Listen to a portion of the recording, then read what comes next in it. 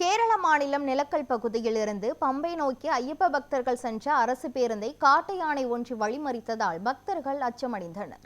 சிறிது நேரத்திற்கு பிறகு யானை வனப்பகுதிக்குள் சென்றதால் பெரும் அசம்பாவிதம் தவிர்க்கப்பட்டது.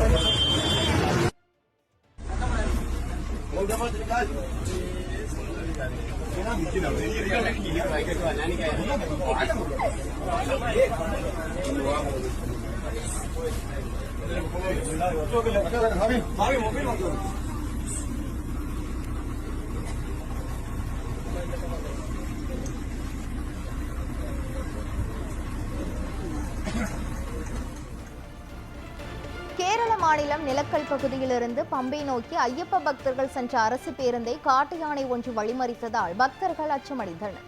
சிறிது நேரத்திற்கு பிறகு யானை வனப்பகுதிக்குள் சென்றதால் பெரும் அசம்பாவிதம் தவிர்க்கப்பட்டது. இதுகுறித்த முழுமையான விவரங்களை வழங்குவதற்காக நமது செய்தியாளர் ரமேஷ்குமார் இணைப்பில் உள்ளார். ரமேஷ்குமார், அங்கு பக்தர்கள் என்ன கூறுகிறார்கள்? மேலும் காட்டு யானைகள் இனி வராமல் இருப்பதற்கு வனத்துறை சார்பில் ஏதேனும் அடுத்த கட்ட நடவடிக்கைகள் எடுக்கப்பட்டிருக்கிறதா? விவரங்கள் என்ன? கிருஷ்ணவேணி கொடைமலை ஐயப்பன் கோவிலில் மகர விளக்கு பூஜைக்காக நடை திறக்கப்பட்ட நாளிலிருந்து இதுவரையிலும் திரளான பக்தர்கள் தரிசனம் என்பது செய்து வருகின்றனர். அவர்கள் நிலக்கல் பம்பை வழியாக நேரடியாகவும் அதே போன்று பெரிய பாதை வழியாகவும் திரளான பக்தர்கள் தரிசனம் என்பது மேற்கொள்ளப்பட்டு வரும் நிலையில் பக்தர்கள் செல்லும் அந்த வழிகளில் அங்கங்கே காட்டு யானைகள் தென்படுவது வழக்கம். ஆனால் இதுவரையிலும் யானைகளால் பக்தர்களுக்கு எந்த ஒரு தொந்தரவும் இல்லை என்றே கூற வேண்டும்.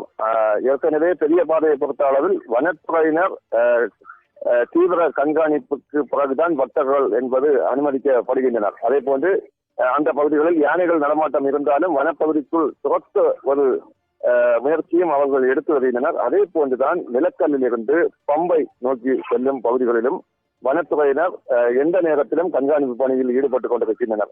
இந்த நிலையில் தான் நிலக்கல்லில் இருந்து ஐயப்ப பக்தர்கள் சென்ற அரசு பேருந்து சென்று கொண்டிருக்கும் பொழுது திடீரென காட்டு யானை ஒன்று வழிமறித்தது. சற்று நேரம் நின்ற அந்த காட்டு யானை அதன் பிறகு அதன் வழியாக குறிப்பாக வனப்பகுதிக்குள் சென்றது.